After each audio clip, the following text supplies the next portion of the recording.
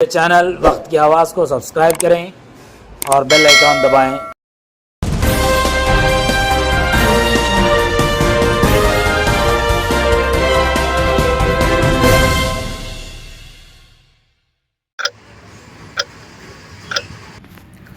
नाजरीन, वक्त की आवाज़ चैनल में आपका इस्तकबाल है। नाजरीन, रुकन असम्बली आदोनी पार्थसारथी ने ईदगाह कमेटी की दरख्वास्त पर शाही ईदगाह आदोनी का दौरा किया। इस मौके पर उन्होंने ईदगाह की नई तामीर होने वाली इमारत का मुआयना किया। बादशाह एक जलसा मुनक़िद हुआ जिसमें ईदगाह कमेटी के अरकान के अलावा मुख्तलिफ सियासी कायदीन और मजहबी रहनुमा शरीक रहे। इस मौके पर शाही ईदगाह से मुतालिक महदी मोहम्मद इसहाक़ साहब ने मुख्तसर तौर पर जलसे से खिताब करते हुए बताया कि शाही ईदगाह की तामीर के लिए आवाम से चंदा लेकर काम शुरू किया गया। बादशाह हुकूमत की जानिब से भी रकमी मदद हासिल करने के लिए दरख्वास्तें दी गई। साबिक़ वज़ीर आला जगन मोहन रेड्डी के अदोनी दौरे पर ईदगाह के लिए 2 करोड़ 60 लाख रुपये की मंजूरी अमल में आई, मगर अभी तक रकम मौसूल नहीं हुई। रुकन असम्बली अदोनी पार्थसारथी से दरख्वास्त की कि ईदगाह की तामीर के लिए फ़ंड्स की मंजूरी अमल में लाई जाए। बादशाह दीगर कायदीन ने भी अपने अपने ख़यालात का इजहार किया। आखिर में रुकन असम्बली पार्थसारथी ने बताया कि शाही ईदगाह का मुआयना करने के बाद गुज़िश्ता हुकूमत की जानिब से ईदगाह के लिए मंजूरी दी गई रकम से मुतालिक जानकारी मिली। कागज़ात को पढ़ने के बाद मालूम हुआ कि रकम मंजूर करने के लिए कहा गया है, मगर रकम की मंजूरी अमल में नहीं लाई गई। कागज़ात को गौर से पढ़ने की बात ज़ाहिर की, फिर बताया कि वो अपनी जानिब से ईदगाह को रकम मंजूर कराने के लिए पूरी कोशिश करेंगे। मज़ीद MLA ने बताया कि वो आवाम की खिदमत के लिए चुने गए हैं और वो आवाम की खिदमत करेंगे। बादशाह मुख्तलिफ़ तंजीमों के अरकान ने अपने अपने मसाइल को लेकर MLA को दरख्वास्तें पेश की और शालपोशी वगैरह की। इस तरह जलसे का इख्तिताम अमल में आया। 2.5 साल से जो है 200-250 साल की जो है ये हिस्टोरिकल इमारत है। बड़ी बदनसीबी की बात है कि जो है मौसम के हालात की वजह से, शहर के हालात की वजह से, बारिशों की वजह से जो है इस इमारत को नुकसान पहुंचा और ये इमारत गिर गई।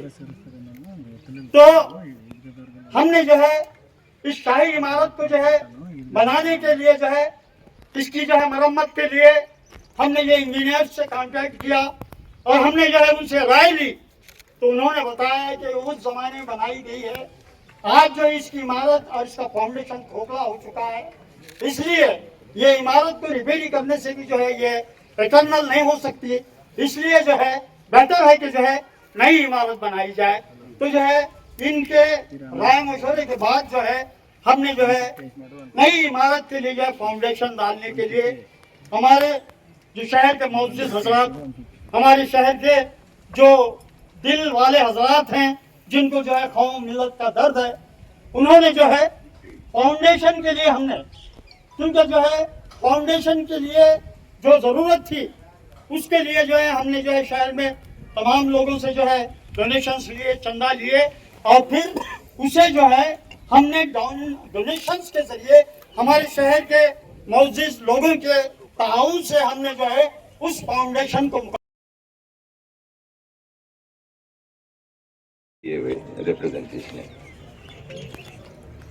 जुलाई 22 पे आपको एक गवर्नमेंट ऑर्डर मिला।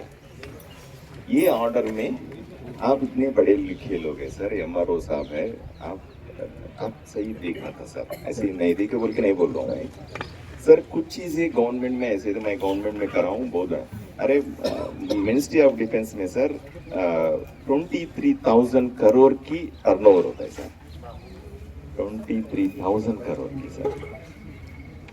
हर एक दिन हम 500,000 की कॉन्ट्रैक्ट किसी को साइन करके देते हैं। टाइम तो इतना ही रहता, 10 मिनट 15 मिनट, इतने में समझ लेना है क्या है। अगर हम पैसे देना तो एक तरफ की फाइल बनाते, एक तरफ की ऑर्डर देते, पैसे नहीं देना तो एक तरफ की ऑर्डर देते। सर मैं खुला बोल रहा हूँ, ये काम करने का तरीका होता है गवर्नमेंट में। सर मैं आपको कुछ करना, अगर आप भी कोई आए मेरे पास, तो अगर इनको काम करना है, मैं वो कागज लेके और एक को देता हूँ, इनको पैसे नहीं देना है, वही कागज दूसरे को देता हूँ मैं।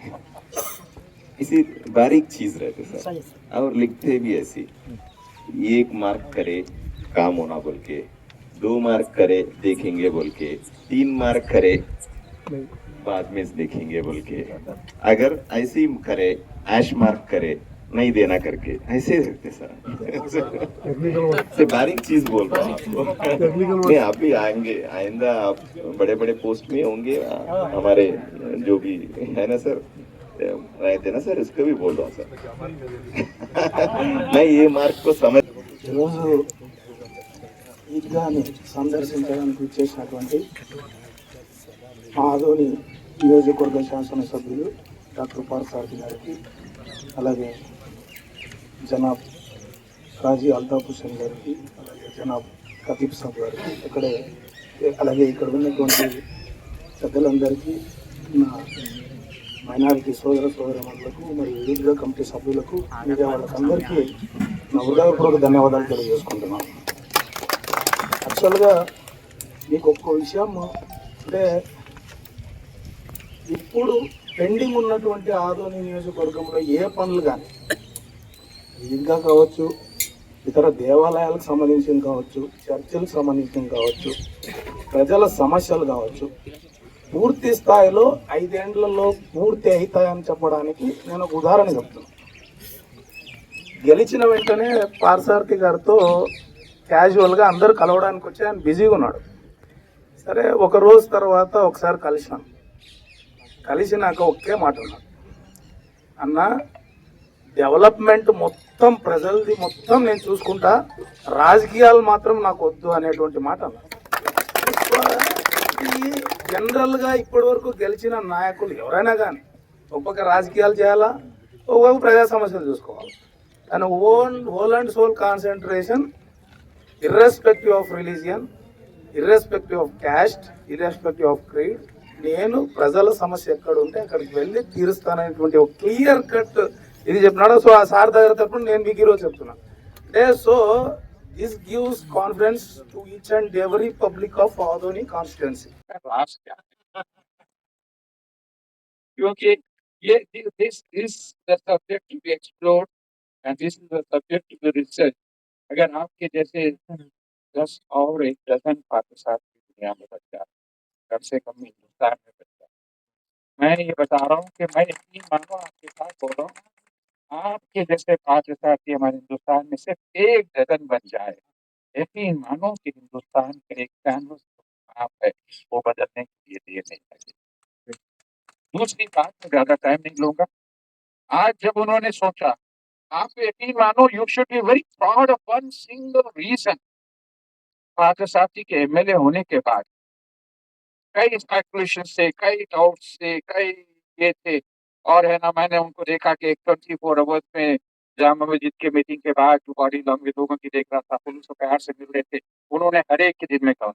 तो मैं ये बताना चाह रहा था कि उनके एमएलए बनने के बाद first representation government of Andhra Pradesh को, मिनिस्टर ऑफ माइनॉरिटी को अगर दिया गया है तो यही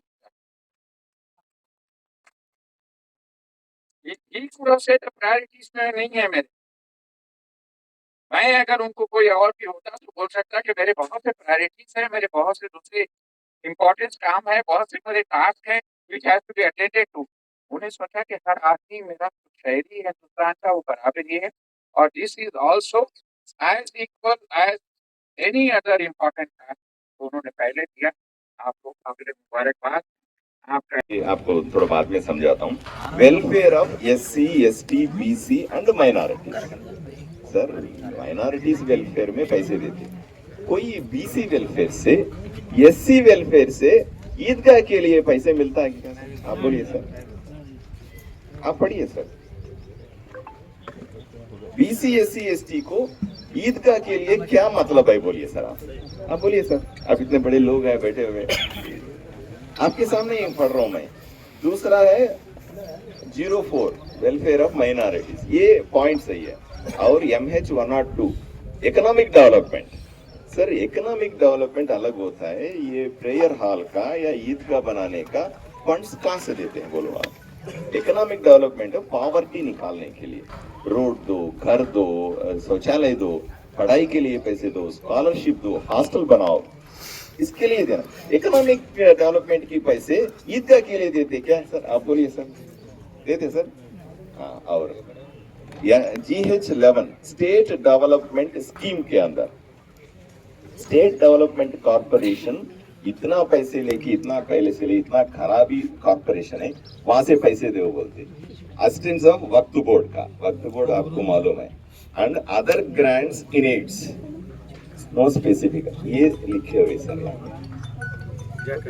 और ठीक है, इसमें तो देना है पैसे, कितने देना है? 2,60,00,000 देना है सर।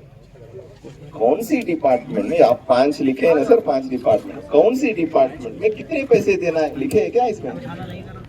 आप सीधा चले जाओ BC SC ST welfare minister के पास चले जाओ, मैं जाता हूँ सर, इसमें लिखे है सर SC ST माइनॉरिटीज के अंदर थोड़ा पैसे करके, सर आप देव बोल के लिखे, लेकिन कितने पैसे देना तो नहीं लिखे ना सर। करते सर पैसे सबको आ गए, हमको नहीं आया बोल के बोल रहे थे, बोले तो ऐसे ही चीज होता है।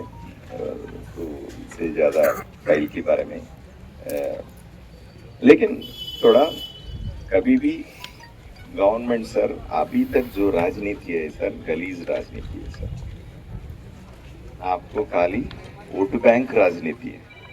वोट देते नहीं देते, वोट देने के लिए क्या बोलना है, वोट देने के लिए क्या पेपर देना है, कैसे मैजिक करना है, सर बोल रहे थे ना कुछ ऐसी चीज कैसे करना है, आज तक वो राजनीति देखे आप यकीन करिए सर, ऐसी राजनीति मैं नहीं करूंगा, ऐसी राजनीति नहीं करूंगा। मैं यहाँ पे आया हूँ खाली सेवा करने के लिए। मैं अलग बार मैं इलेक्शन में बोल रहा था, मैं ऐसे लीडर नहीं हूँ, मैं अलग ही लीडर हूँ बोल के। आप ये 20 दिन में देखे मैं कैसे लीडर हूँ बोल के भी। सर आप यकीन करिए, आपको मैं धोखा नहीं दूंगा, इतना तो कर सकता हूँ, आपको धोखा नहीं दूंगा। Pure heart. సో మీకు మన సలాం వందనాలు సార్. ఇప్పుడు ఎమ్మెల్యే షాన్లో చాలా మంది చాలా వాక్యాలు చెప్పినారు, కానీ అన్ని వాక్యాలు చెప్పే అవసరమే లేదు. ఈ స్టేజ్ని చూస్తే అర్థమవుతుంది, ఇక్కడ టీడీపీ BJP జనసేన నాయకుల కన్నా వైసీపీ నాయకులే ఎక్కువ ఉన్నారు. మేము 2-3 ఉన్నాము గులాబీ పుల్లక, అంతా వైసీపీ లీడర్లే. వాళ్ళు నవ్వుతున్నారంటే వాళ్ళ ఫేస్ లో కళ ఎంత ఉందంటే ఈయనకి కలిసి బాబా అదే పూలుగులే గుల్షన్ అన్నట్ల ఆ పూలు ఎన్ని నవ్వుల్లో నవ్వుతున్నారో అవే కనబడతా ఉంది అన్న. సార్ నేను విస్తృతంగా ఈద్గా అంటే ఏమి? ఈద్గా అంటే మసీద్ కాదు సార్, మసీద్లో డైలీ ప్రే చేస్తారు. ఈడ ఈదుల్ అదాకే మనం నమాజ్ చేస్తాము. ఎందుకు? మా హుజూర్ సల్లల్లాహు అలైహి వసల్లం సున్నత్ కాబట్టి మేము ప్రతి బక్రీద్కి కానీ రంజాన్కి కానీ ఈద్గా ఈడే నమాజ్ చేయాలా. అది ఎందుకంటే సార్ ఇంకోటి ఏమంటే, డెమోక్రసీ వచ్చినప్పటి నుంచి ఎమ్మెల్యేలు అవుతున్నారు. ఆ భాగ్యం ఎవరికి కలిగలే. ఇంత పవిత్రమైన భాగ్యం మీకు కలుగుతా ఉందంటే మీది స్పెషాలిటీ ఏమంటే చెప్తాను సార్. ఇప్పుడు దర్గాలు ఎన్నో ఉన్నాయి, మఠాలు ఎన్నో ఉన్నాయి, మా దాంట్లో ఆశ్రఖానాలు ఎన్నో ఉన్నాయి. ఒక దర్గా కట్టిస్తే మీకు పేరు ఉండదు, ఆ గేర్ అంతకే పరిమితం అయిపోతారు. ఒక ఆశ్రఖానా నిర్మిస్తే పరిశ్రమలలో ఆశ్రఖానా పడిపోయిందంటే ఆశ్రఖానా నిర్మిస్తే ఆ గేర్ వరకే మీరు పరిమితం అయిపోతారు. ఈద్గా అంటే యావత్తు ఆదోని ముస్లిం సోదరులకు ఒకటే ఈద్గా. అది డెమోక్రసీ వచ్చినప్పటి నుంచి ఈ రోజు వరకు యా ఎమ్మెల్యే కూడా ఆ అవకాశం కలిగిలే. దేవుడు వెంకటేశ్వర స్వామి యేసు ప్రభు అల్లా మీతోనే అది పని చేపిస్తున్నారంటే మీరు నిజంగా రాబోయే భూకంపం వచ్చే వరకు మీ పేరు అలాగే ఉంటుంది. మాకు ఎవరికి ఛాన్స్ లేదు, తెలిసి వస్తా ఉంది. ఇదేమరా మాకు లేదు, ఈ ప్రాప్తం మా సార్కే వచ్చింది. సార్ ఈ ఈద్గా మీరు నిర్మిస్తే మాత్రము యావత్తు 1,00,000 మంది ఎవరైతే